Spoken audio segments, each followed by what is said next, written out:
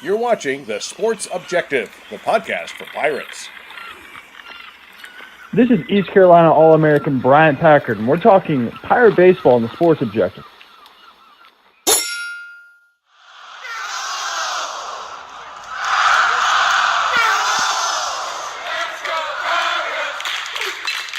You are listening to Extra Innings, presented by Next Level Training Center on The Sports Objective. Join us every Sunday night on Facebook Live and our YouTube channel as we talk East Carolina baseball, as we look back at the previous week and take a look at what's ahead. Now, let's talk Pirate baseball. Welcome into Extra Innings, brought to you presented by Next Level Training Center. Want to give a shout out to Trent and Gaynell Britt. Appreciate their support of the program. You can just go to nextleveltc.com or call them at 252-756-NEXT. Let's bring in Kyle from LaGrange Barber. What's up, dude? Hola, mi amigos. Come on, hasta, Bubba. Doing well. Just headed home from the Hornets game. Appreciate you guys delaying the start of the show about an hour tonight. Originally planning to go live about 9:30, but Hornets game ran a little long. The Hornets came back from down 21 and actually got a win. Those have been few and far between this year. 115-109 over the Indiana Pacers. But speaking of wins, the Pirates got 4 in 5 games last week and have now won, I believe it's like 10 out of 11 or 11 out of 12. Playing great baseball. Did come up short down at UNC Wilmington, and we'll spend a couple minutes on that before we move on to William & Mary in Missouri State. But all in all, an excellent week, and we're 10th once again in the polls, and not only the D1 baseball poll, but also Baseball America. Yeah, and USA Today. So I think the 3 biggest polls out there were all in the top 10. I was shocked to see us in the top 10 in Baseball America. They always seem to be the toughest critics of the Pirates. Call it ACC bias, if you will, but they have us in the top 10, so you can't complain about that. Got to give a shout out to Shell in tonight from South Charlotte. By the way, I got to give we'll talk ECU baseball in just a second, but I want to brag about Shell's son, Randy. I know he'll probably kill me, but guys, did you know that Charlotte Catholic, the lacrosse team there, is literally 10th in the nation? His son is a freshman and one of only 2 freshmen to make the team, his son, Randy, and really proud for Shell, a great Pirate, and man, they're doing great. In fact, they're number 2 in North Carolina, guys. So, by the way, Bubba, he says that he wants you to cover. They've got a big matchup coming up against, I believe it was Cardinal Gibbons. Help me out, Shell. But anyway, he wants you to cover that game if you can. It's in the Charlotte area. Shell, we'll certainly get with you off the air and see the date and time of that game. And even if I can't attend, if you're able to record some footage or, one of your friends and get it in our hands, and we'll certainly put it out on our social media, etc. Yeah, but I wanted to say that before. It's at War Memorial Stadium on next Saturday. That's right. I knew it was coming up on the 1st, April Fool's Day. So, Shell, appreciate you and all the support of the program. He's a great friend, and appreciate all he does for Pirate Nation, and a good Pirate. So want to give that a shout out. Guys, now speaking of winners, the Pirates, last week 5-0, then this week they go 4-1. Tough game in Wilmington, Bubba, but overall, really happy with this program. Really happy. One thing I was going to say, let me say hey to Justin real quick. Justin Butts, what's up, dude? Just want to say that the great thing about this team is they're a top 10 program, guys, and they haven't played their best baseball yet. That's the scary part. No, I think we're pitching real well, but I don't think we have completely come together as far as hitting. You're starting to see bits and pieces of it. We got more power on this team than we're showing. We executed really well this past weekend in small ball, in baseball, moving runners along to bases and getting them home. And I think you're right. I don't think we've played our best baseball. At least I hope not. It'll be interesting to see how far this team goes. Everybody always, the goal is Omaha. Long ways to go, but you see the pitching depth there, and the bats are there, and they're I think the power And we've shown some power. I think it'll become more consistent as the season goes on. But that, and we'll break down the games in order. But that sweep of Missouri State, I know most Pirate fans are diehard and they know college baseball. You know, Missouri State, they've been to the College World Series. Mm-hmm. They were a regional team last year. They're in the top 25 in home runs this year. And boy, they didn't show it this weekend. Well, you know, Yeah, and our arms had a lot to do with that. Go ahead, Dave. No, that's exactly what I was going to say, Bubba. I don't think they played bad. I just think that's how good our arms were as far as pitching is concerned. Yeah, no doubt. And like we mentioned in the open, we're not going to spend a ton of time on the UNC Wilmington game, being that it was nearly a week ago tomorrow. But last Tuesday, the Pirates had their chances early and did get one in the top of the first, but left the bases loaded. And that was one of, I think, 3 times in the game that we left the bases loaded in the first, second, and then the 8th. Left a lot on early. Like I mentioned, those 6 in the first 2 innings, and then we left 2 also on in the top of the 7th. So we had our chances, didn't capitalize, left 15 runners on in the game. Jake Hunter, after getting the start the previous week at Elon, he got the start and did some good things, struck out 5, also a rough patch or 2 there. And we'll certainly talk more about Jake, as he had a terrific outing in the Saturday game against Missouri State.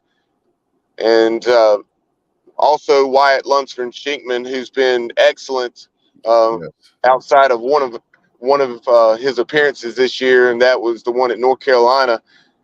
He came in, also struck out 5 in relief, and just right around 2 innings of work, and gave the bats a chance, just unable to come through. But moving on to the William & Mary game, the Tribe actually jumped ahead of the Pirates 3-0.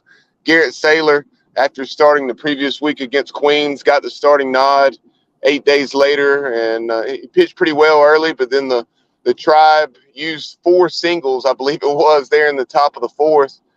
And then the Pirates, as we so often do, responded with the 3 spot, scoring 3 on 5 hits in the bottom of the 4th. And then we scored 3 more in the bottom of the 5th, and then held on for the 6-5 victory.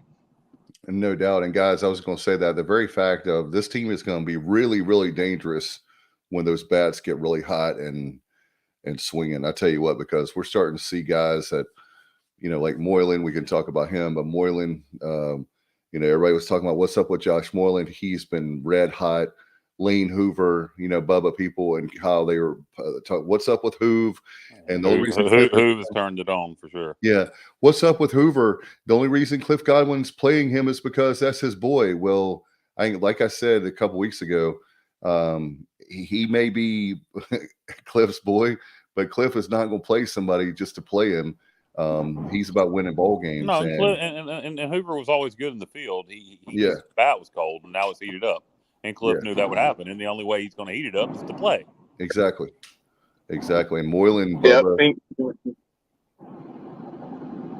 Go ahead, Bubba. I was just going to say, as far as Hoove, he gave him a couple games where he didn't start, maybe didn't play. You know, one of those games he came off the bench. Maybe it was a late inning defensive replacement and that sort of thing. But yeah. When I think of the situation with Lane Hoover, such a proven commodity, it reminds me of something that Coach Godwin said to the media several years ago now. Trey Benton was struggling a bit, and he was asked about Trey's struggles, and you know, Coach got a little fired up, saying, he said, "Zero worry." He said, "Got me." And that was kind of the way I felt about Lane Hoover. You knew it was just going to be a matter of time, and we'll talk more about the excellent week he had because he's certainly his batting average went up about 100 points last week. Yeah, no doubt about it. And again, I think people are worried way too much about the offense. The offense is going to be fine. And guys, we're 16-4 already.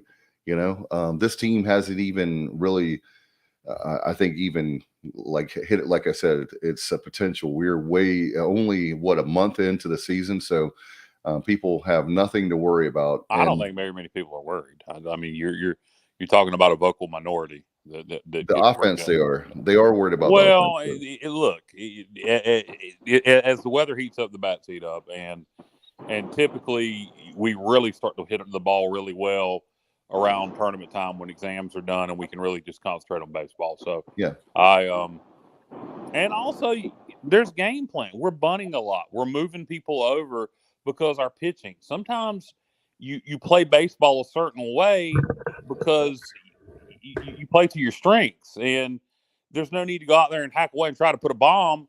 Every time you hit the ball, when you got good pitching, when you can play small ball and move the base runners along and score runs. If you only need 5 runs to win, then there's no need to go out there and try to hit a home run every time. Right. And put the ball in play, and when you put the ball in play, good things can happen, and they have. And so for me, not worried at all. Not in a panic room. Nowhere near the panic room. Well, I hope not. We're in the top 10. Yeah, exactly. That's what I'm saying. And the good news is we're only going to get better. We could be a top 5 team by the end of the season. Not that we have to worry about that because it is what it is. But as far as the regional, just need to keep winning. The conference is what it is. We're going to have to do well in conference. We've done well in non-conference. Hopefully that continues. I think we need to pick it up some midweek. We haven't played terrible midweek, but we don't play as good midweek as we do on the weekend.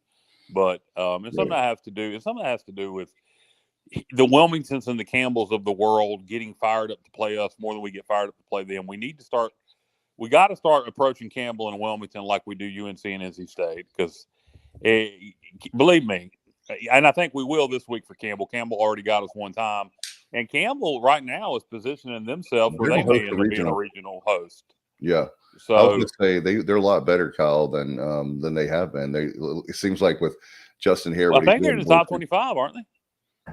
I think that's right. Yeah, I know they were knocking at the door. I haven't seen this week's, but they were knocking at the door a week or two ago. I know off the top of my head. So yeah, Campbell is a really good team, and it's just like the same way with basketball. We always we need to take them. We do take them seriously. I think that game could have gone either way, and they just made another play or two from off the top of my head. Yeah, I would expect the boys to be fired up to play in the Fayetteville this week. After they beat us early in the year and after the Wilmington performance on the road last week, I would expect us to play well in Fayetteville this week. Yeah. Yeah, I don't think that loss to Campbell was 6-5 in 10 innings. Yeah, we played well. It didn't have anything to do with us not taking them seriously. I mean, they played better than we did that night. And honestly, we're probably a little fortunate to be where we were. Now, give us credit, we capitalized on their mistakes. But remember that with 2 outs, we hit a fly ball to left field that looked like a can of corn, and we ended up scoring 3 runs on it.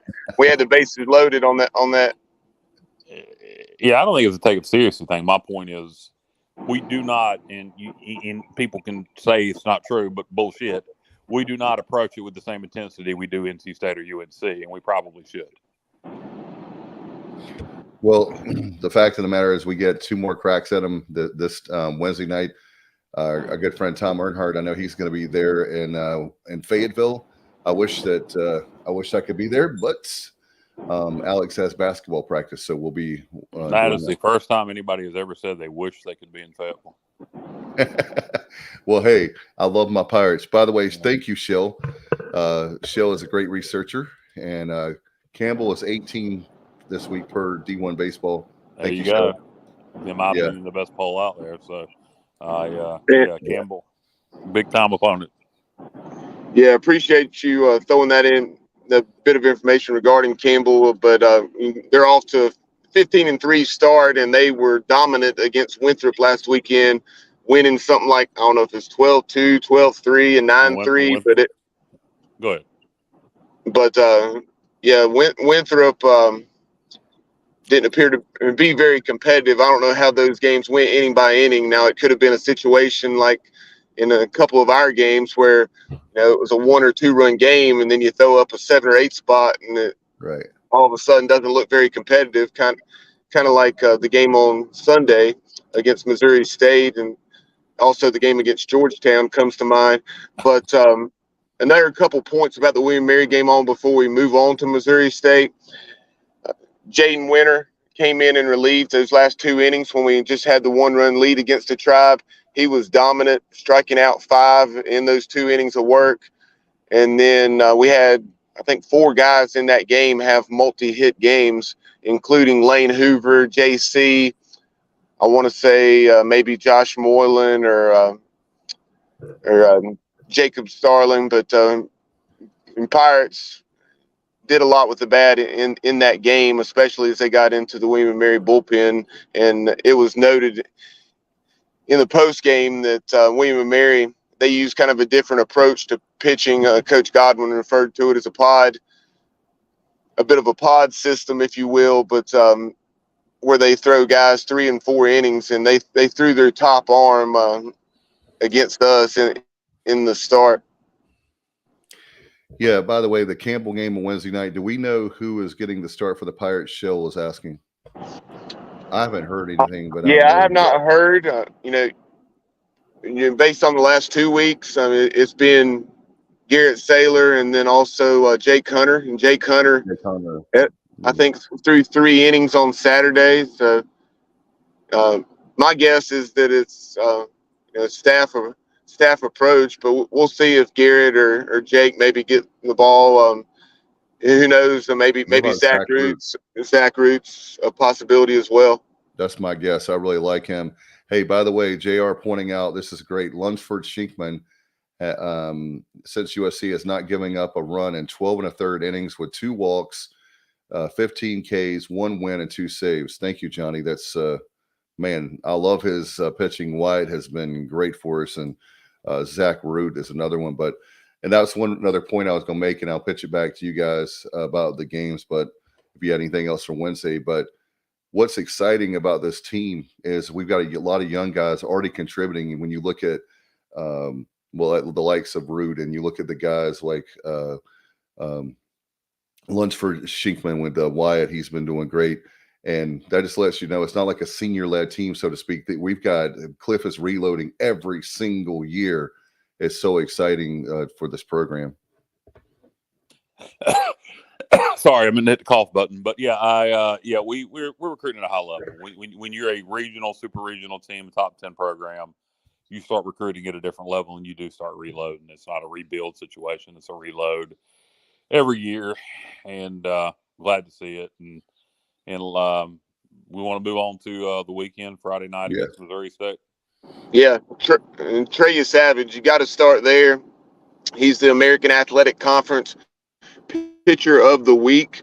The big 6'4" sophomore righty, and his command just keeps getting better and better. Last year he's primarily a 2-pitch guy. This year he's a 4-pitch guy. In this game, he did not have a single walk, went a career high 7 1/3 innings. Yeah. Obviously, a shutout, 3-0, and he is a guest. PGXGlobes.com right now. Pitcher of the Week. Yeah, we'll come back to it. Yeah, you're cleared up now, Bubba. Go ahead. Yeah, you're good now, Bub. PGX Pitcher Okay, of the but Week. as I was saying, not only is he the American Athletic Conference Pitcher of the Week, he's also the PGXGlobes.com Pitcher of the Week. 7 1/3 shutout baseball, 4 hits, 11 strikeouts, no walks. Now he is 3-0 with a 1.48 ERA and has 43 strikeouts to just 6 walks. As I was speaking to his command, and that is in 30 1/3 innings. Trey, you savage.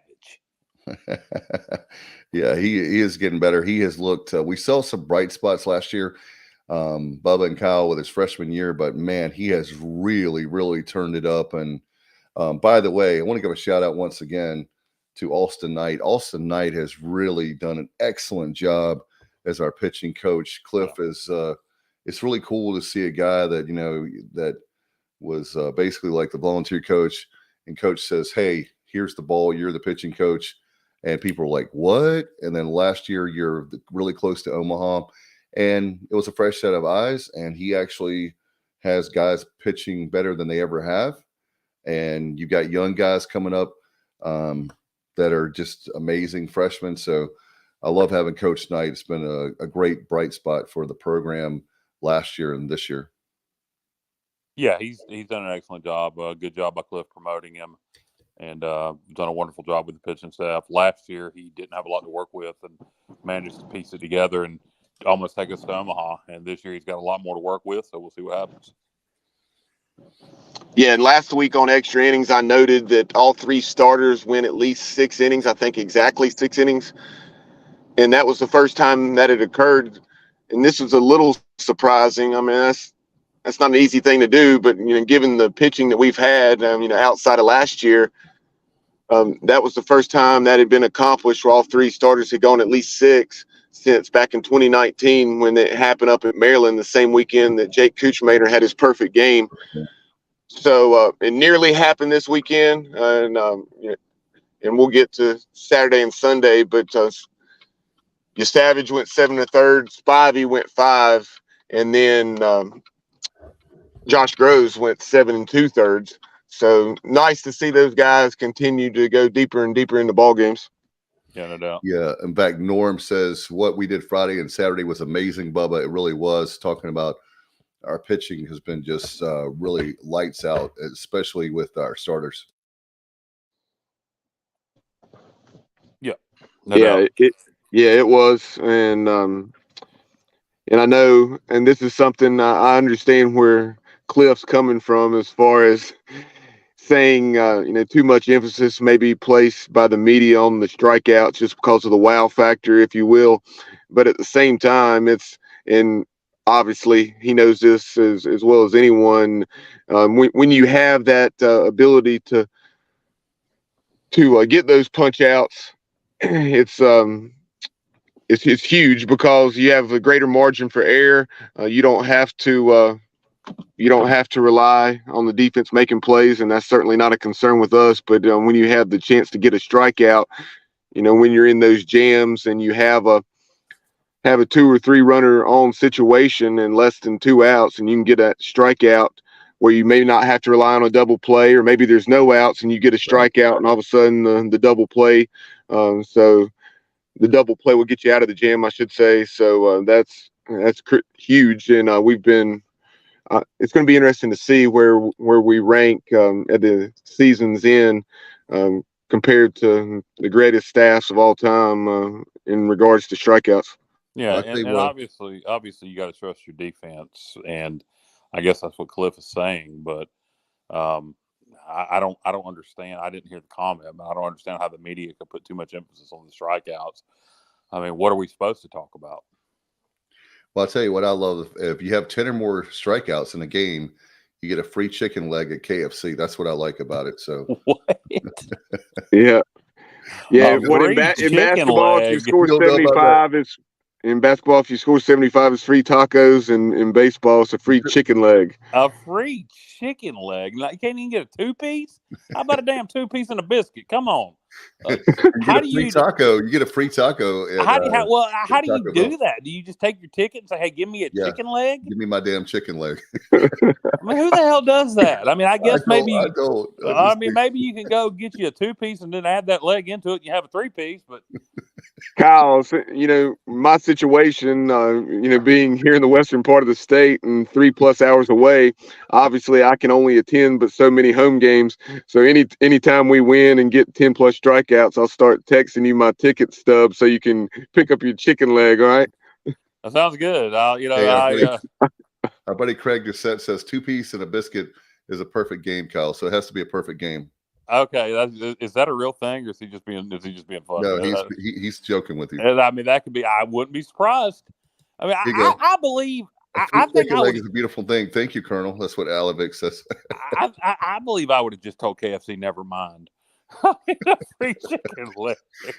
It's just one of my running jokes with our friends. I just think it's funny. It's ridiculous. How about do a free chicken sandwich? I mean, something like that. Yeah. A damn chicken leg. It's funny.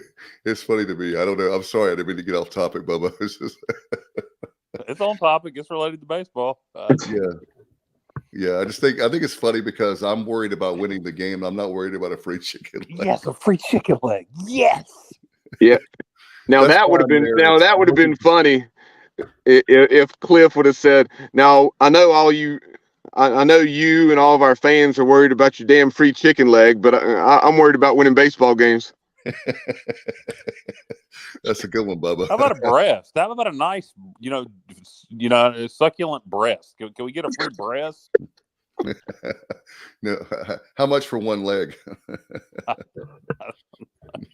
I wonder how many people actually take advantage of that. If any of our That's what I listeners, want to know. That's what the yeah, question I I've been can asking. see if you add it to something, maybe all right, well, I'm going to go to KFC and get a 2-piece, and I'm going to add this chicken leg to it.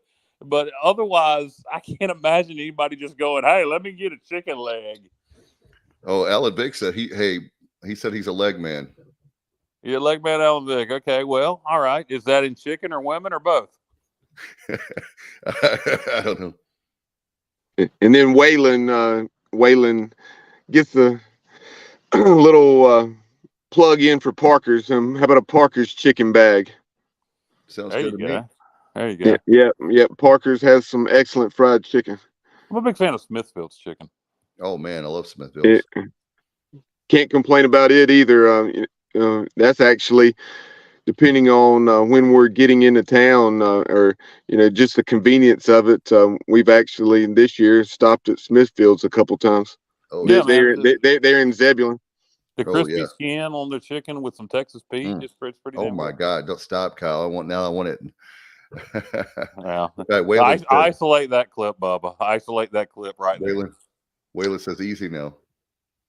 And then JR, going back to the strikeout theme, which is how we got on this topic of the chicken leg. JR said you can certainly keep your pitch count down with soft hit outs as opposed to the strikeouts. And no doubt that's something that, typically, compared to Trey Savage and Josh Groves, Carter Spivey hasn't been as high of a strikeout guy. I think that was a career high 9 strikeouts for Carter in 5 innings. But that was one reason he only went 5 innings as opposed to 6 like he did the previous week because of all those strikeouts. I'm going to propose to the Megaphone gang and to everybody in the jungle, if they haven't do it, to start chanting, "Trey, you savage! Trey, you savage! Trey, you savage!" By the way, I'm laughing at Craig. Japan just walked it off to beat Mexico. Free honey chicken at Panda Express. Oh, there you go, and I can go for that. Oh my gosh, I was watching that game earlier, man, because Mexico had a 3-spot. I think it was a 3-run shot in the World Baseball Classic. It's down, so that means it's down to Japan and the United States, right? I believe that's right. Craig, help me out for the World Baseball Classic. Yeah, I'm staying so busy. I need to check it out. I have not watched any of that. Just kind of kept up with it on social media, but. Yeah, as far as Craig's saying with the Panda Express, I mean, whether you said free honey chicken, General Tso's orange chicken, sesame chicken, any of that will suffice. Exactly, no doubt about that. But great. Hey, well, I love to see a strikeout. My great uncle's a pitcher. The was it walnut shrimp that they have? It's not a regular thing; it's a reoccurring menu. Oh yeah. Those are really good too at Panda Express. All right, we'll get off Panda Express now. But getting back to baseball, getting back to baseball in that Friday game that the Pirates won 3-0, had the 1-0 lead. I believe it was in the bottom of the 8th when Justin Wilcoxon had the big 2-run shot to right center that gave you some breathing room going into the 9th. Yeah, that was a big hit by Wilcoxon to make the top of the 9th much more comfortable, and I glad to see it and get the W on Friday, and then Saturday was a much more exciting game. I was at Outback during the end of that game, watching it on my phone, waiting for our food to come to the table, and people at Outback were looking at me like I had cockroaches crawling out of my ears when I started yelling, "Walk it off, baby! We walked it off! We walked it off, baby!" You're like me, Kyle. I gotta tip my hat to you. That's great stuff. Yeah, it was. Jessica was like, "Quit being so loud." Like, it's all right. Who cares? We're at Outback. Hey, by the way, somewhere nice. I want to give a shout out real quick if I can, Bubba. I have not seen these two movies real quick. They're baseball related. I watched this morning Major League Back to the Minors. I haven't seen it in a long time. Not a great movie at all. But I watched Major League 2, and one of our friends, Not bad. John Gast, was in there, for a former ECU baseball player. I want to say hello to him, and I'll message him on Facebook. But I got a chance to see him today and late this afternoon. So I want to give a shout out to John Gast, one of the best baseball players to ever play. That was the 1990 team, right, Bubba? Off the top of my head, when John. Yeah, he was on that team, and I can't remember if that was his senior year. I want to say that he maybe was around in '91 as well, but I may be mistaken. But yes, I know locker room scene in that movie, and I'm trying to remember the other scenes where John is visible. But I believe it was, even though he played third base for the Pirates, I believe it was first base in that movie. I may be wrong though, but yeah, those are both excellent movies. Obviously, the first one. Not. He mentioned, maybe you missed third one. Bubba. That's not Yeah, good. No. I'm talking about 1 and 2, not the one Back to the Minors. Terrible. It's awful, but yeah, every summer when I work the typical summer job doing my PA announcing for the Wooden Summer Bat League here in the Charlotte area, that movie always comes up because Jamie Billings, who's the general manager of that league, he does an excellent one. Lou Brown, the manager of the tribe. So that always comes up. The line where he's in his office and they're trying to get him to manage the Indians. And he said he's on the other line with some lady about some white walls. Yeah. Could you hold the line? I got a lady on the other line about some white walls. Exactly. Great movie. The original Major League. Major League 2 is not bad. The original Major League is an all-time classic.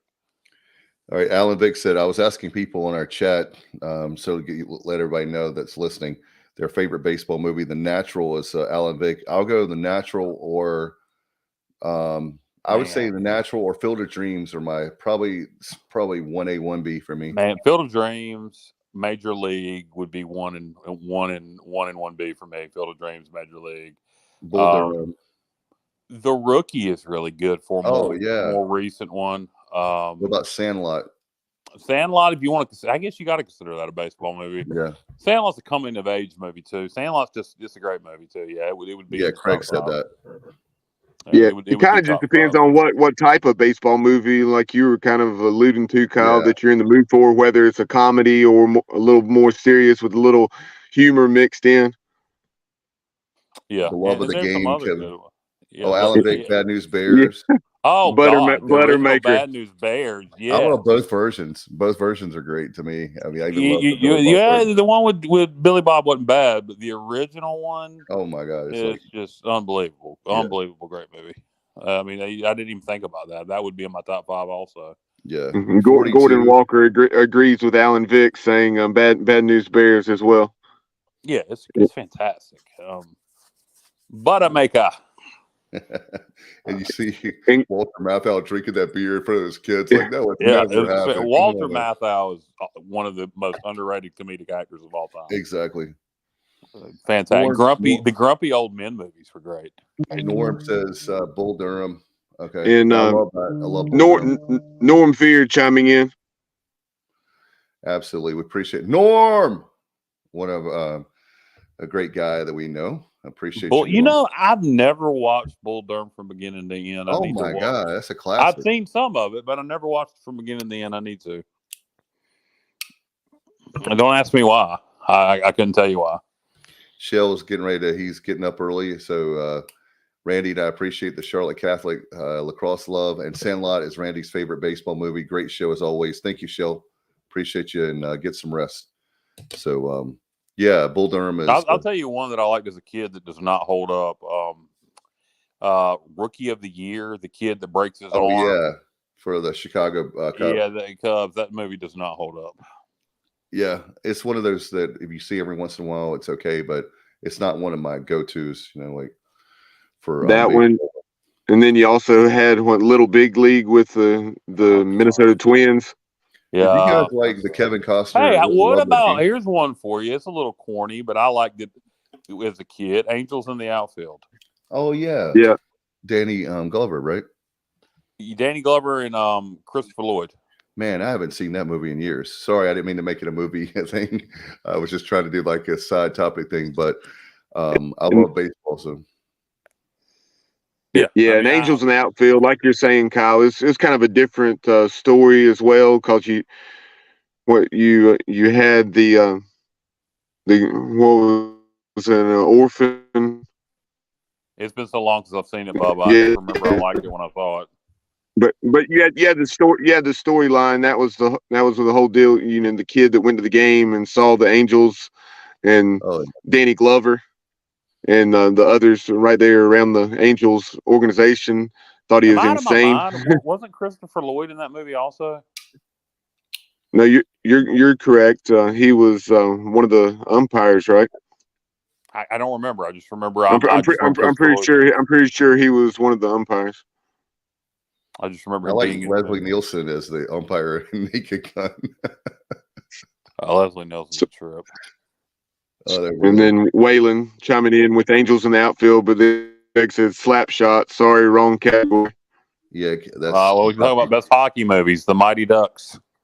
Oh, that's really good. Yeah, they're trying to bring that back as TV. They were for Disney Plus, I believe, didn't they? And then Norm has one I was talking about with Kevin Costner, For the Love of the Game. That was very underrated. I thought. Is that the movie where the whole game is him on the pitching the perfect game on the mound in his last performance?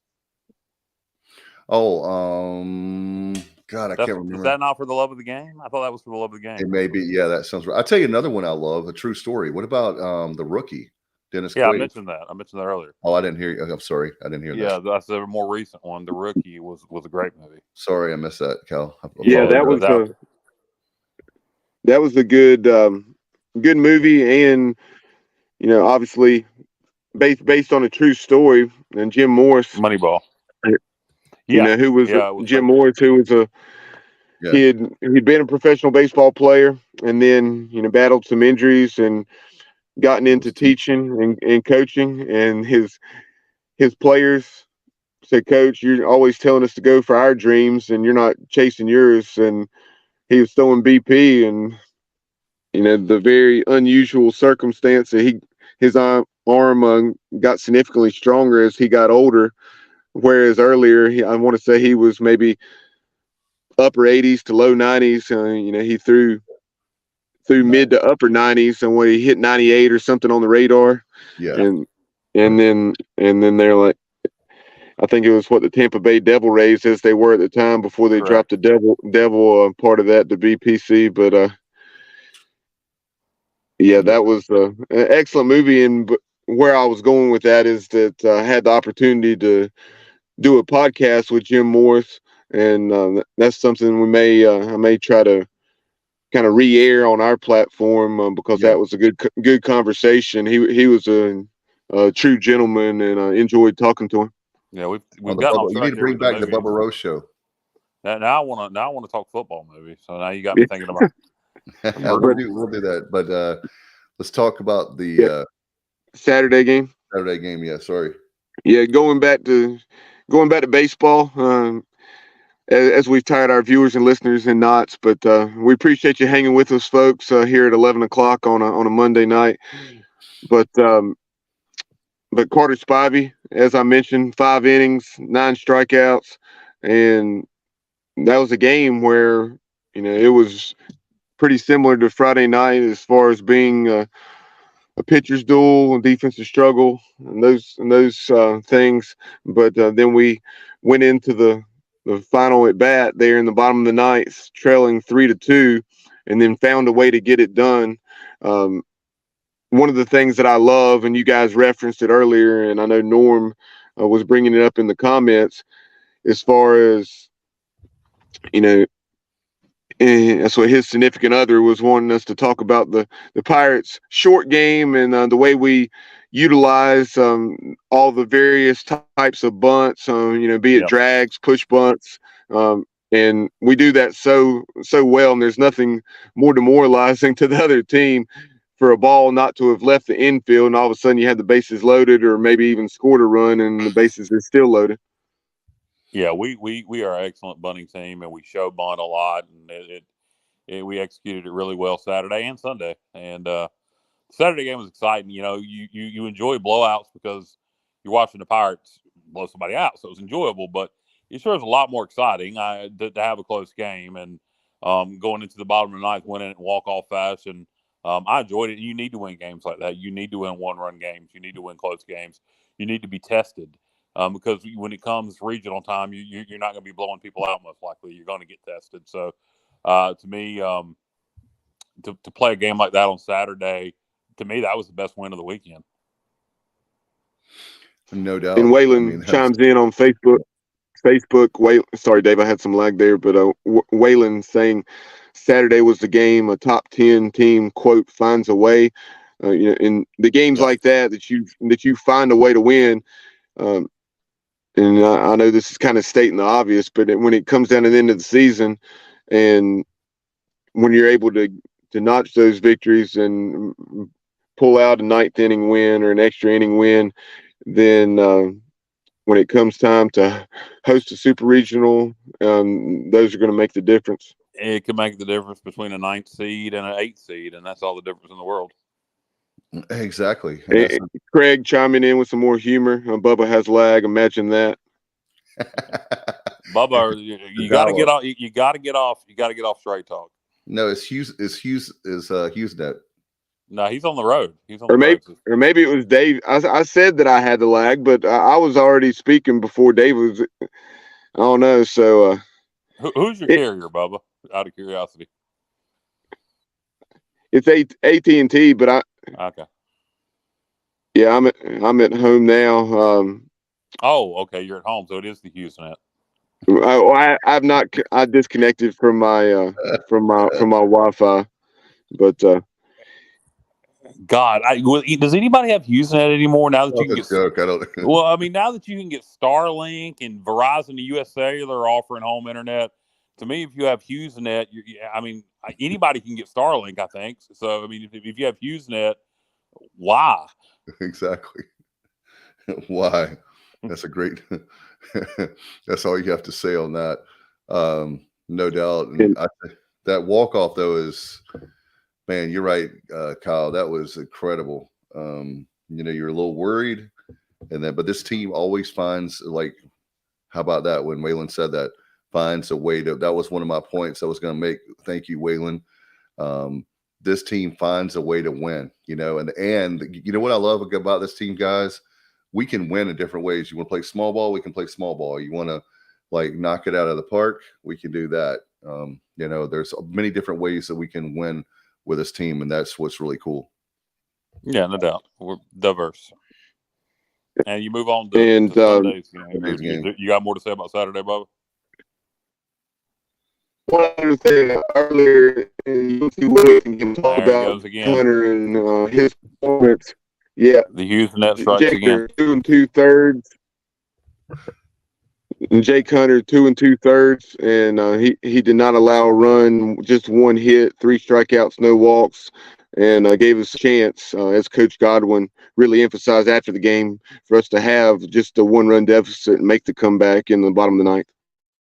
Yeah, great win. Like I said, I'll say it again. I was out back watching it on my phone, and I reacted as you would when you walk off a game. And like I said, I think some people looked at me like I had cockroaches crawling out of my ears. Well, I wouldn't care because they. I didn't care.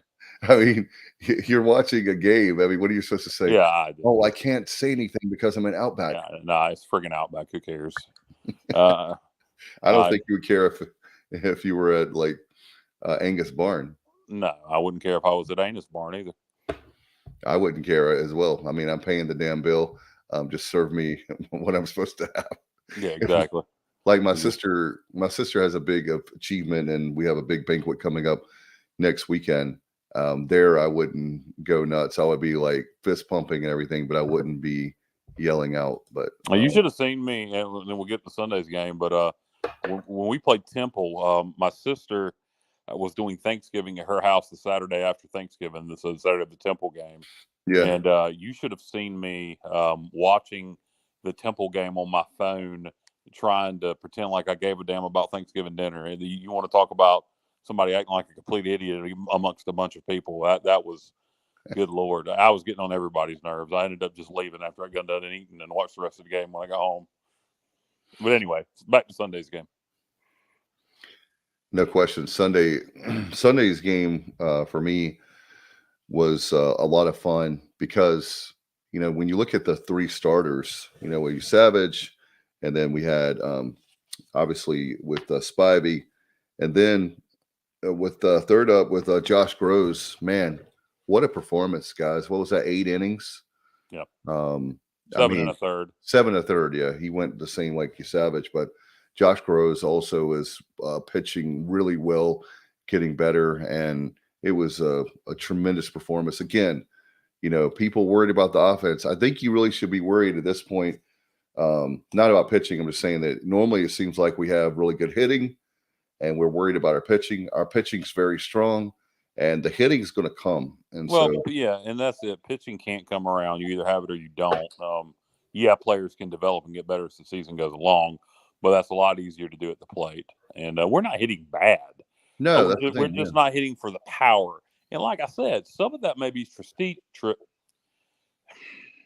just help me out, Dave. It's just statistics. No, it's just when you're doing things with strategy. Strategically. Thank you, because when you're holding teams to 1 run, 2 runs, 0 runs, there's no need to go swing for the fences every time. You're trying to put the ball in play, advance the runner. So, like I said, a lot of that strategy. Yeah. So I think the power is what people are missing, and that'll come. But Sunday's game, kind of just mulled along and looked like we were going to win a low-scoring game, and then in the 8th we put a big exclamation point on it, and it was over. Yeah.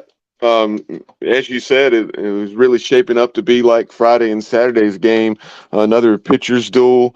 Josh Groves was excellent, 7 2/3.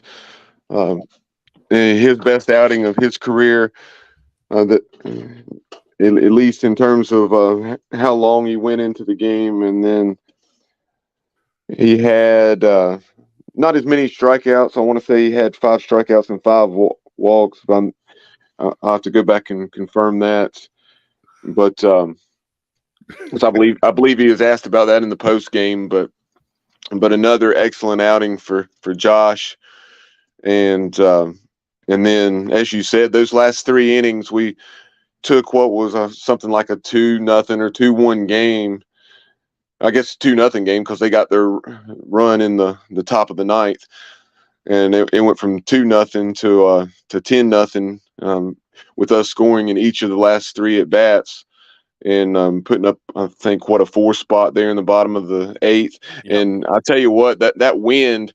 It really wreaked havoc with the outfielders, as well as the infielders for Missouri State. They missed a couple, if not 3, pop-ups. And I think one of them they had an extreme shift on where the left fielder was in the left center gap and had a long run to get there with the shortstop. Backed off, and the left fielder took control, and he overran it. And there was another one that was very similar. And Josh Moreland had a great day. Josh Moreland had a great day anyway, and he went from having a great day to an unbelievable day, having instead of 2 hits, I think he had 4 hits. I know he is the beneficiary of at least one of those, and he was laughing about it in the post game. He's like, "Hey, that makes up. That's baseball." It makes up for those times where I've hit rockets right at people early in the year.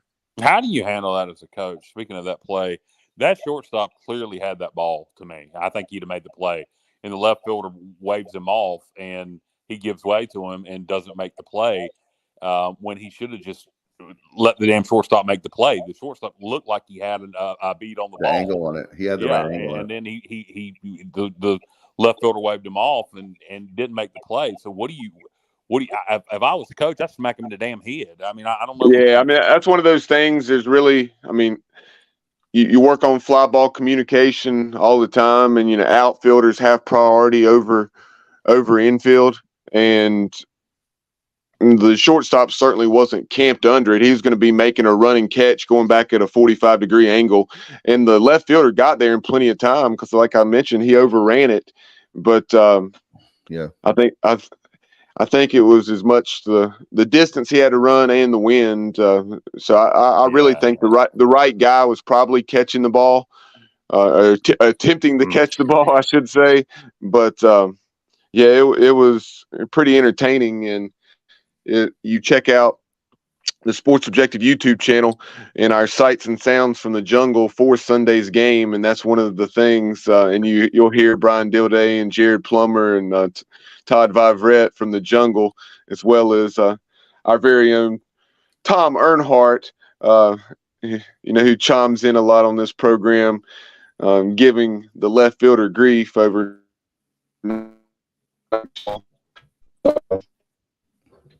Also, in fact, also Norm brought the comment on the order of protocol and how the Pirates follow it flawlessly versus our opponents. I mean, that's the very thing, is that our team is pretty much seamless when it comes to our defense, and with there's not a lot of mistakes. And that very thing is that sometimes it's the win. And also, but what are our friends out and speaking of the megaphone guys? Well, you would think the guys in Missouri would be used to playing in the wind. It's normally pretty windy out in that area. Well, I think the fact that also what about the pressure that our fans put on them? I mean, I think something to be said for that too. Yeah, no doubt. And I mean, they're a good program, and they're used to playing. Missouri Valley's an underrated conference. I mean, you got them, you got Creighton. No, Creighton's in the Big East. You got them, you got Southern Illinois. You got Dallas Baptist plays. Dallas Baptist. Not for long. They're moving to Conference USA. Yeah, but so it's a good baseball league. And like I mentioned earlier, Missouri State was a regional team last year, and could be again this year. So I think at the end of the year that's going to. And I think right now, I think the pollsters thought it was an impressive sweep based on moving us up 4 spots in Baseball America, for example. So. I think hopefully Missouri. I personally hope they win the Valley. It only helps the Pirates. Exactly, and also guys with the game. Did you have anything else for Sunday, Bubba? I think this may be something that you guys had mentioned, but as far as Missouri State goes, in discussing our pitching performance and holding that team to they hit a lot of home runs. 4 runs, and one of those runs came in the top of the 9th when we were struggling to throw strikes yesterday. But and then obviously that's part of it. But I mean, 4 runs against that team, top 25 or 30 offense in terms of average and run production, averaging about 8 runs per game. That was very impressive. For a second week in a row, 3 excellent starts. And kind of moving on from that, earlier we talked about this week for Lane Hoover. And Lane Hoover, there were a few options we considered. It could have very well been Josh Moreland once again. Last week, Josh was 8 for 20. This week, he was 8 for 20. Had that 4 for 4 performance against Missouri State in Game 3. Had 4 doubles, I think, on the week and 5 or 6 runs batted in. But we went with Lane Hoover, 7 out of 13, 3 runs batted. Because he's your boy, Bubba. 3 runs batted in, a walk, a sac fly. Made some tremendous plays in left field, especially early in Sunday's game. To when that game was a 1 or 2 run ball game, to help us keep and build on that momentum. So Lane Hoover, congratulations to Hoove, is our PGXGloves.com Player of the Week. Yeah, congratulations to him. Good to see his back coming around, and we knew it would. Hoove's going to do big things for us this year. So congratulations, and big week coming up. Campbell midweek Wednesday. That'll be a big game at Fayetteville, and then you got the Mason Nation. They're a baseball sensation. The Patriots of George Mason from the Colonial. Are they still in the Colonial, or are they in the A-10 now? They're in the A-10 now. They are 11-8, but they have won 7 straight. Uh-oh.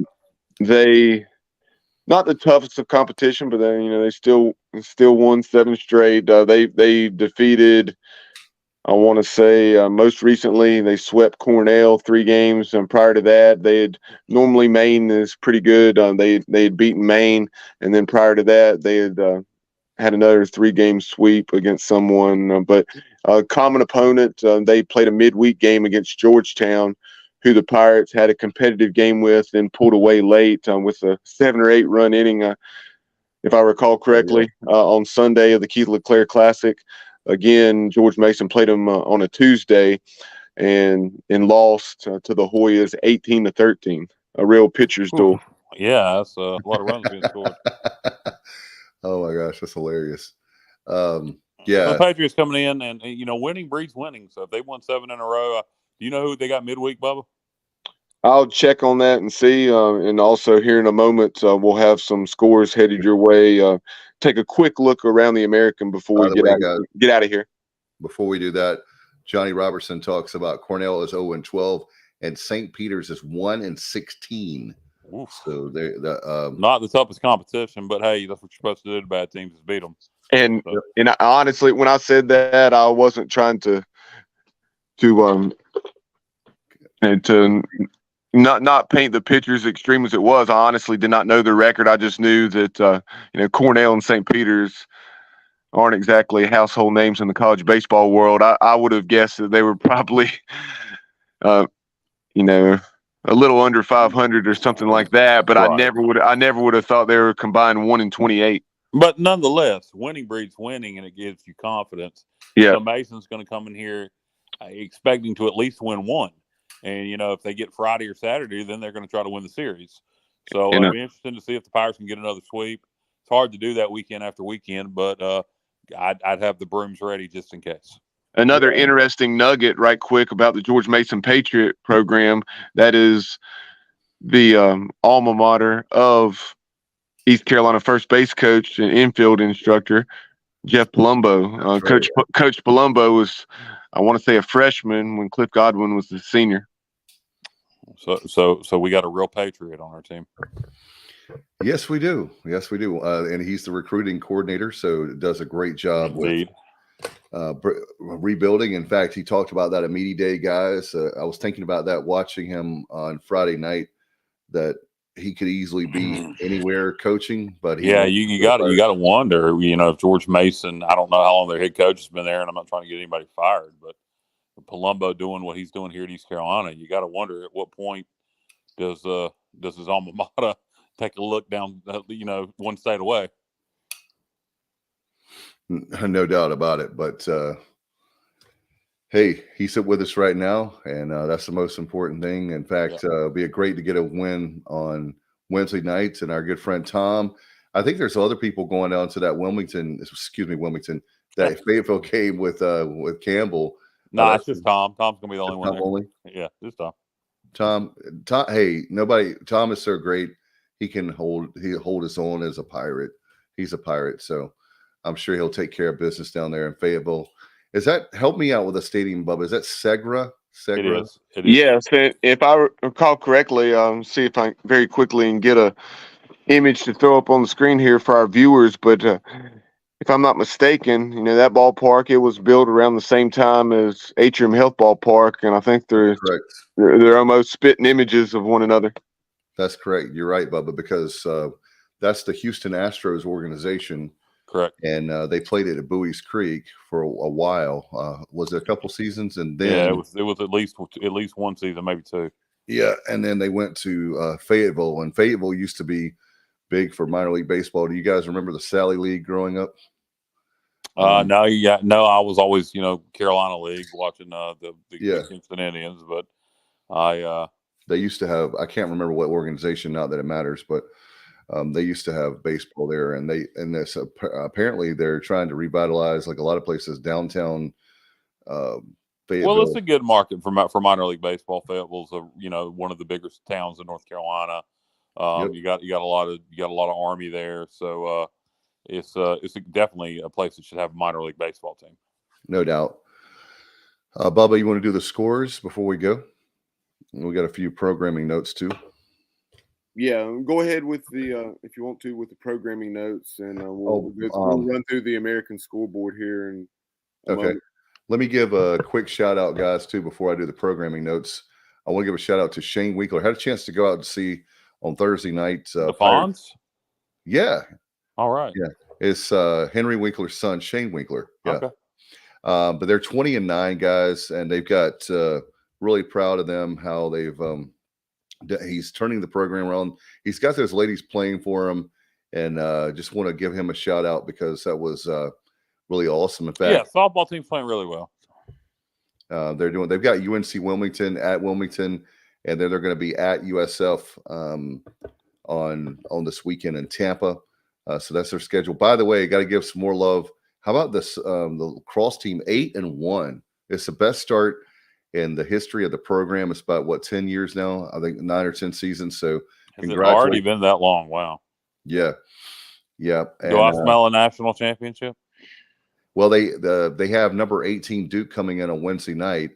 So that's going to be on ESPN Plus. I'm going to check it out because that should be a great matchup. And I want to see Amanda Moore. Coach Moore used to coach at Duke before she came to East Carolina to start the program. It was 2017, 2018 when we started the program. So okay. About 5 or 6 seasons. Yeah, I didn't think it had been 10 years. Okay. But... All right. Maybe they announced it. It was what was the final year for? Was it the spring of 18 for Comfer? Yeah, that was when he was gone. March of 18. It was our second episode, as a matter of fact, of the show. Yeah. So that was Kyle and David at the IHOP. Boy, at that time I was so worried about misspeaking and things I said wrong on the show. It was so funny. I was so paranoid. Some things never change. No, not really. I really don't give a crap what I say on the show now most of the time. That was my comment was definitely sarcastic. Oh, it did not sound sarcastic at all. It sounded like you were being serious. But no, I remember talking to Dave the next day and being like, I said this wrong. I said that wrong. Blah, blah, blah, blah. No, yeah, it is what it is. Yeah. And so congratulations. And one more thing, and then we'll do our programming. I know it was a tough outing in Austin, but I want to give a shout out to Kim McNeil and the ladies. A great season. We're proud of you. Oh boy. The most entertaining thing about that game was watching Clip and Chandler on Pirate Radio with their live stream. That was the most entertaining thing about that game. That was brutal. It was tough. 79-40. As I said on Pirate Radio in the live chat, evidently we did not have a fiddle in the band. There you go. It was not good, but we're really proud of them, and we want to thank them for a great season. So basketball is officially done at East Carolina, and but we have baseball, softball, track, a lot of stuff, and we'll keep you up to date on that. Let's go now to the American scoreboard with Bubba. Take it away. Yeah, taking a look around the American. First, we'll run through the standings. Taking a look at it, the Pirates are 16-4. Best record in the league, as you would guess. UCF, however, is 15-5, and the Knights have won 5 straight. Wichita State is 10-8. Memphis 11-9. Houston and Cincinnati are 8-11. The South Florida Bulls are 8-13, and Tulane, very surprising. They had the very unique situation where they named someone already on staff their new head coach, and his tenure is off to a very rocky start as the Green Wave has the worst record in the league at 5-15. I think they had a ton of players. Program is struggling mightily. I think they had a ton of players transfer out, so yep, that appears to probably not be a good hire. When you hire someone on staff and then half your team transfer it out, it's probably a bad move by the AD. Though I would imagine the AD is probably going to get a pass on that, considering what their football program did this year. And a little more about. I simply ran through the records. But UCF, they're coming off a 5-0 week. The Knights swept Dartmouth on the weekend, but last week in the midweek had taken 2 from Link Jarrett and the Florida State Seminoles, winning 14-3 and 6-3. So very good for their resume. with those 2 wins over the Seminoles, and I believe, according to this, both of those games were played in Orlando. So, Oh wow.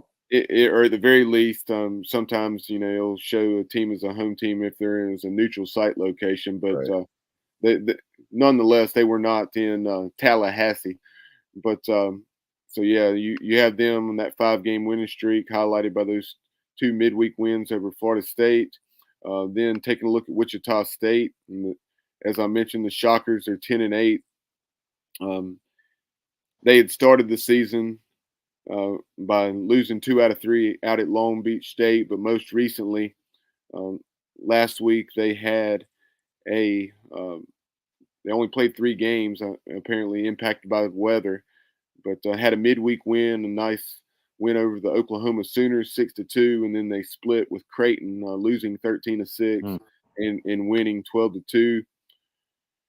Then the Memphis Tigers, first-year head coach there, very intriguing hire. The Tigers are 11-9, and they'd gone through a rough patch, having lost 6 straight. But then last week they won 3 out of 4 and took 2 out of 3 from Southeastern Louisiana on the weekend after a midweek win over Arkansas Little Rock. Then you have Houston, the Cougars. Last year they had taken a step back in the right direction after having struggled the previous season or two. The Cougs have won 3 straight as they went up to Minneapolis and swept the Golden Gophers 3-2, 4-2, and 5-2.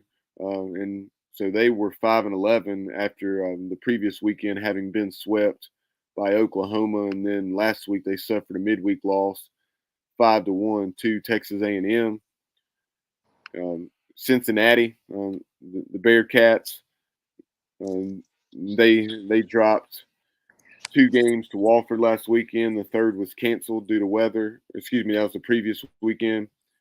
Last weekend, they lost 2 to Princeton, and then had also lost in the midweek to Winthrop and USC Upstate after having beaten Winthrop on Tuesday. So just a 1-4 week for the Cincinnati Bearcats, and then you had Tulane. And Tulane, as I mentioned, just 5-15, but they have won their last 2 ball games. So that's crazy to think that at one time the Tulane Green Wave were 3-15, but their last 2 wins were against Columbia after losing the series opener 7-3. Yeah, you need Tulane to be good in this league going forward. We're losing UCF. Florida Atlantic's coming in. They got good baseball. You need Tulane to get back good, and you need Rice. And I don't know how Rice is doing this year, but you need Rice to get back to what they were. UCF being good this year is good for East Carolina. You need another strong team in this league, in my opinion. It helps the Pirates, in my opinion, with hosting. So glad to see the Knights doing well, and might be a two-horse race for the conference championship. And I realized I left out the South Florida Bulls. The Bulls were 3-2 a week ago, splitting a midweek series with Dartmouth, and then taking 2 out of 3 on the weekend from the Army Black Knights, winning 8-7 and 5-3 in Tampa before dropping the series finale 6-1. There's really no reason South Florida shouldn't be good in baseball. That's something else that needs to improve in the new American. We need South Florida to be good in baseball. And not to get off on a tangent, but very quickly, and we may talk about this a little bit more on future shows that are not baseball centric. But speaking of South Florida, they made a hire after parting ways with Brian Gregory, their men's basketball coach of about 7 or 8 years at least. They hired. And then went there. Yep. Yeah, they hired Mike Bray, the former longtime Notre Dame head coach. That also had a very successful stint at Delaware, and then prior to that had been Mike Krzyzewski's, I think, top assistant with Duke. Probably a good hire. Very good hire for them, and it's sad the way that turned out at the very end there, Mike Bray. But man, Kyle, did you hear about that? After the last game, he literally went to it's a really cool bar apparently that I've never been to because I've never been to South Bend, but the linebacker, and he bought drinks for the people there. I just thought that was really cool. But And he got fired after that, or no. He was already has said that he was going to resign and stop coaching there at Notre Dame. But great hire for USF, and it's good for the league too for basketball moving forward. With losing Houston, to have a great basketball coach like Mike Bray to come in for USF. And Florida Atlantic is coming into the league in basketball, and they're in the UAB. Sweet 16. Well, Florida Atlantic in the Sweet 16, UAB making a run in the NIT. So, Yeah, I think this league's still going to be. It may Still actually gonna be be good. stronger. It's not going to have the sexy names, but in terms of I think it's going to be a pretty strong basketball league still. No doubt about it. And appreciate everything but football. Yeah, well, we'll see how that works out. But the Pirates, it's going to be great for the Pirates. And by the way, want to remind our nice segue there, Kyle, for us. Remind our fans to go to ecupirates.com or 1-800-DIAL-ECU and get your your season tickets. Are they on sale? Are season football tickets on sale? Yes, they are. Well, I wouldn't know. Yeah. So good thing we're promoting it. ecupirates.com or 1-800-ECU to get your football season tickets. And not the sexiest home schedule, but you know what? Go watch the Pirates play. And there's a couple of marquee games. You got Marshall and Tulane. Those are exciting. And you got a Thursday night battle with SMU. So get your season tickets now. Be there. Watch this new Pirate football team. And I'll touch on this briefly before we go. 2 assistants leaving the staff at the start of spring ball, one to Maryland, one to Northwestern. It'll be interesting to see what we do in terms of hires. I mentioned Court Shankweiler maybe would be a good fit for wide receivers coach. He's currently the quarterbacks coach at Lafayette, was wide receivers coach at FIU. It'd be nice to see Court come back. They were minority coaches, and I believe that probably, having African American coaches on staff probably helps with recruiting, just to be honest. So I don't know if we're going to go that route. You just hope the best candidate gets the job, in my opinion. But be interested to see who we hire with 2 openings. Maybe one of the GAs gets promoted. I'm hearing maybe there's a chance of that, particularly maybe for the tight end position. So it'll be interesting to see how that works out. Yeah, you had Raekwon Boyette getting bumped to running backs, which was not a shock. But at the same time, then you had. So is Donnie working more with receivers right now? I would assume, because he's a great receivers coach. I know you had Ryan McManus, who I believe served in multiple roles with our program prior to this. I think he came on board when he left Winston-Salem State, where he was the offensive coordinator, to come to East Carolina as the senior offensive analyst. Okay. And then I believe he's currently the director of football ops. But when a coach leaves like that, you can activate somebody on staff to an on-field position, and he was one of the 2 that were activated. I wouldn't be surprised if Ryan McManus gets the tight ends or the wide receivers coaching position. It would not surprise me at all. Yeah, if that's something with his background, having been a quarterback at Wake Forest. And then having OC experience at the Division II level, that's very possible. Yep. And good pedigree, Jerry McManus' son. Yep, definitely knows a lot about the landscape at East Carolina from his days. I believe he was a DH Conley Viking, if I'm not mistaken. What's Jerry doing now? He's down in Florida. He's coaching coaching high school ball, football in Venice, I believe it's Venice High School with Larry Shannon. Well, hell, let's just move. Coach back to receivers, and then just bring Jerry back as running backs coach, and have his son coach tight ends. Go ahead. I'm making it easy for you, Mike. I'm making your hires for you. Exactly. Well, we'll see how that goes. And by the way, we want to invite everybody to come out to the spring game, and that's going to be April the 8th. That Saturday, April 8th, in just a few weeks. And Pirates, it's going to be a lot of fun, and hopefully to see a lot of fellow Pirates. There you go, Coach. Hey, coaches on the show with us too, man. That's pretty cool. But anyway, we'll get out of here. Hey, I want to remind everybody about Absolute Empowerment, Bubba. Man, Coach has been on a roll. Speaking of former coach on the staff, Jeff Connors, strength and conditioning coach, he has been lightening up with shows recently. Yeah, obviously, one of the larger fan bases in the NFL. Outside of the Dallas Cowboys. I know this year, obviously, it was a perfect storm for it, and because the Panthers typically draw very well, but the Panthers struggling. You had the Pittsburgh Steelers fans took over Bank of America Stadium that day, and I know that's an awfully large fan base, and Coach Connors had the opportunity to catch up with a guy who served in numerous roles for the Steelers over his 20 or 21 years with the organization, in the last 6 or 7 as the general manager, and that's Kevin Colbert. That's cool. A fellow Pennsylvanian, like Jeff Connors. And he's from right there in Pittsburgh. He'd also served a decade with the Miami Dolphins in front office roles. Excellent conversation. I've only heard 5 or 10 minutes of it. I'm looking forward to going back and checking out that interview with former Pittsburgh Steelers general manager Kevin Colbert. Trivia question. Dave will probably get it. I'm guessing Bubba won't. What song and artist is this from? Just go and lay your hands on the Pittsburgh Steelers fans, and I think you're going to understand. Oh my gosh.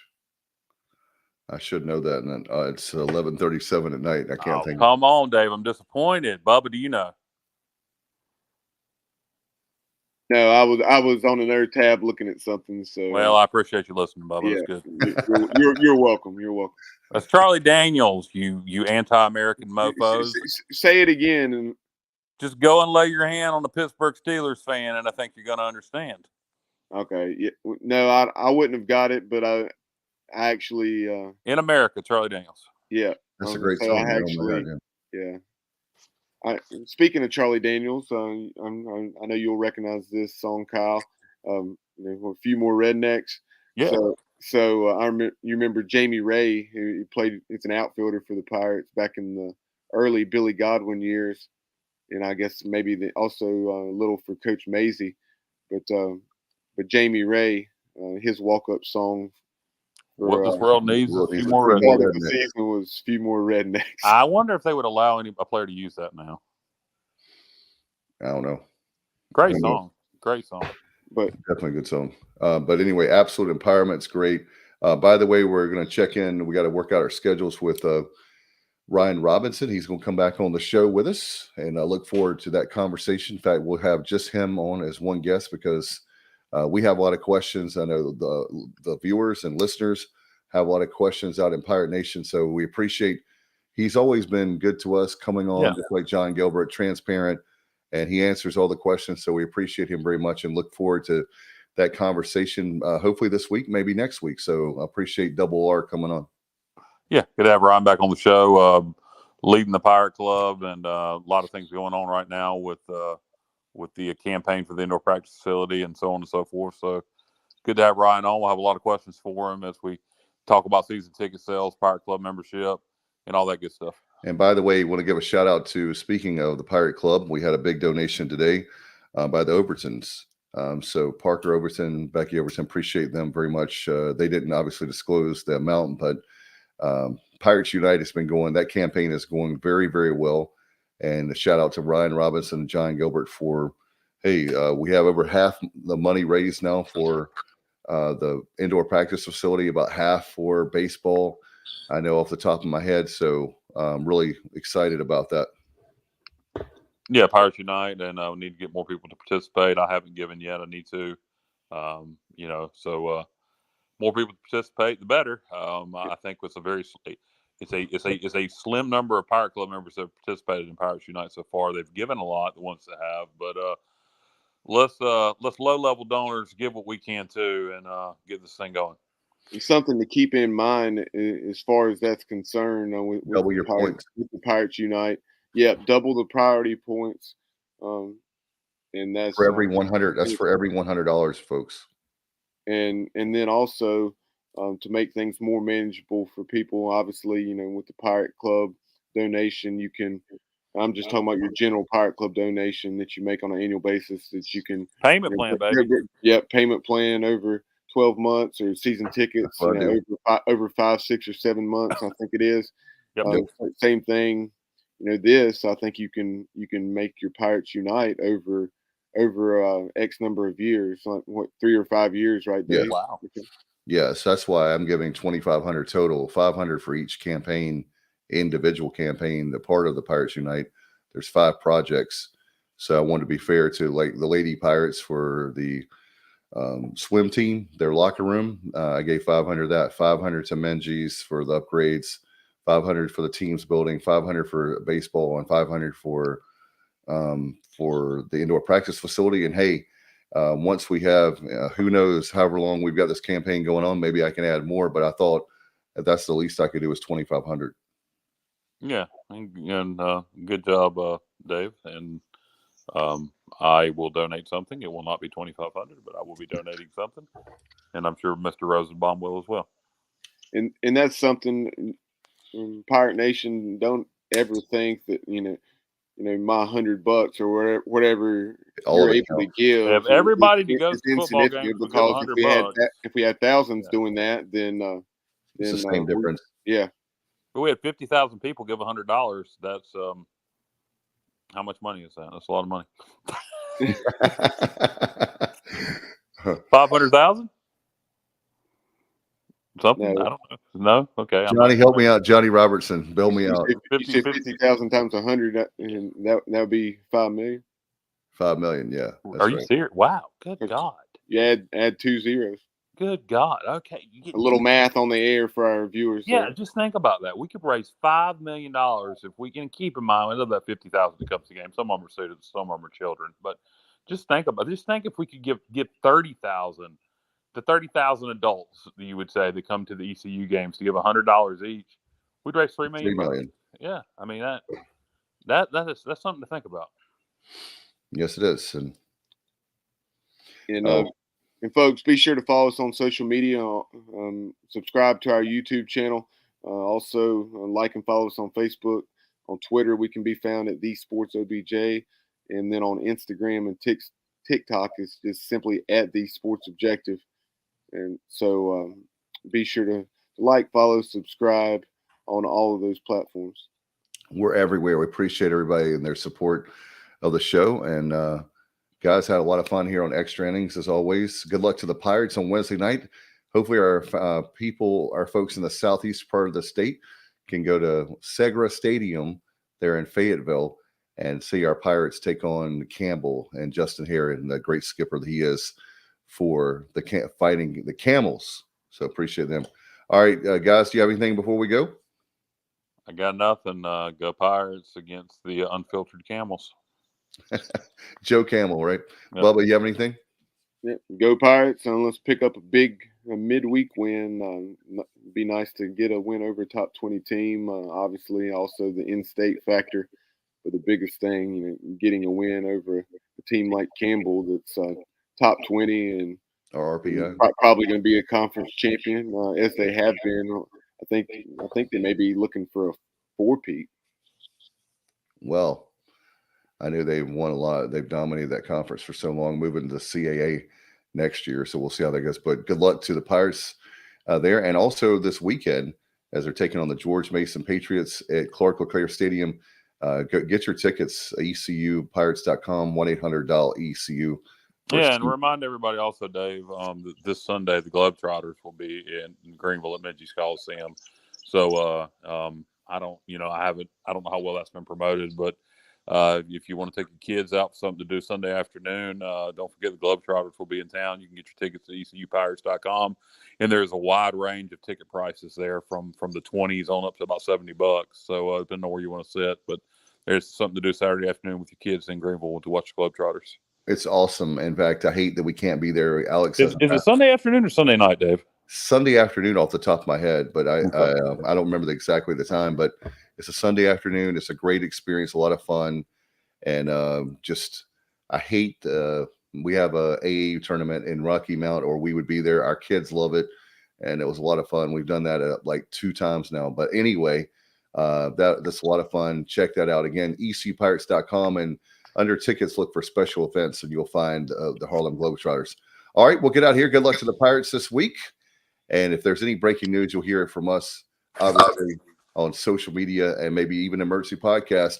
You've been watching Extra Innings presented by Next Level Training Center, and it's right here on the Sports Objective. Good night, everybody. Go Pirates. Are we expecting? Starling! Starling! Yes! Yes! Yes! Yes! Yes! Yes! Yes! Yes! Yes! Yes! Yes! Yes! Let's go! Way to go, baby!